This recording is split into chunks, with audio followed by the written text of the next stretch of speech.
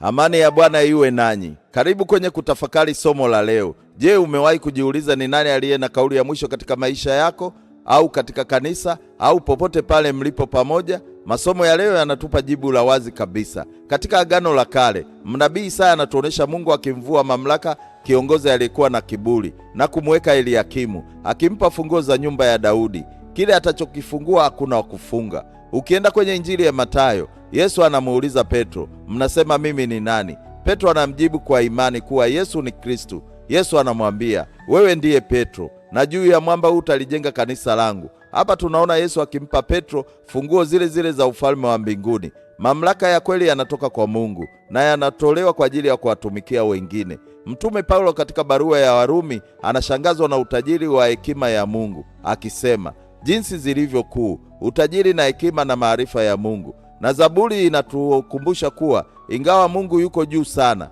anawatazama wanyenyekevu. Ujumbe wa kwetu leo ni mfupi: jenga maisha yako juu ya mwamba wa imani katika Kristo. Unapopewa dhamana na mamlaka yoyote, iwe familia, kazini au popote pale mlipo, yatumie kwa unyenyekevu na kwa utukufu wa Mungu. Kumbuka, moyo safi unakuwa maskani ya Roho Mtakatifu anayekusaidia kuelewa ukweli.